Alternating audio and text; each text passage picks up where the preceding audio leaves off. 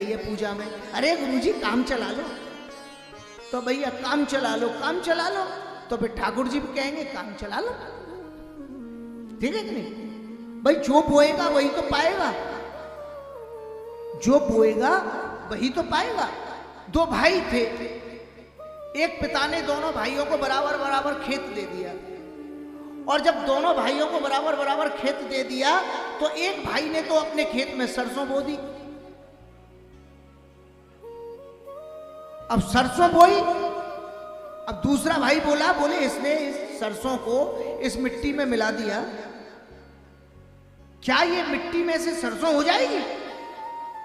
उसका दिमाग फितूल में चला गया, दुर्बुद्धि हो गई। उसने क्या किया, अपने खेत में कंकड़ डाल दिए। बोले जब ये सरसों हो सकती है तो देखता हूं कंकड़ में से क्या होंगे। उसकी जो लहलहाती हुई सरसों हुई और उसने कंकड़ बोए तो कुछ नहीं हुआ। अब कंकड़ सारे खेत में बो दिए, कंकड़ डाल दिए। दो चार जानकार आए, बोले भाई तेरे खेत में कुछ क्यों नहीं हुआ?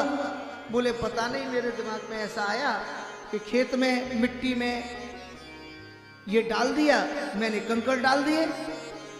बोले तूने कंकड़ डाल दिए ना, तो तेरे माथे पे कंकड़ पड़ गए, तेरे भाग्य पे कंकड़ पड़ गए, और इसने सरसों को ही, इसकी सरसों लहला गई।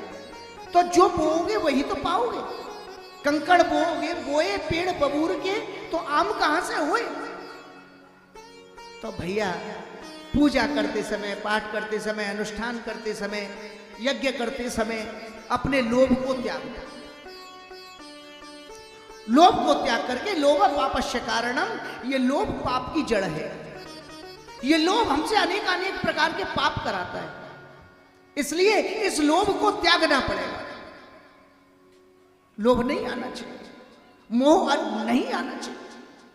ये मेरा, ये पराया, ये उसका, ये उसका, ये सब त्याग करके तथा व्रती को, अपने समस्त कुटुंब को, समस्त परिवार को, समस्त बंधुजनों को निमंत्रित करके और फिर श्रीमद् भागवत कथा का आनंद लेना चाहिए। जैसे हमारे जयप्रकाश महेश्वरी बाबूजी और हमारी ममता माताजी और इनके चारों पुत्र वधू, और इनकी बिल्कुल सीता जी जैसी हमारी बहन, बहुत अच्छा मन है। प्रथम दिन से ही हमारी बहन का श्रीमद् भागवत कथा कराने का ऐसा उत्साह है, दिव्य उत्साह। समस्त बहुएं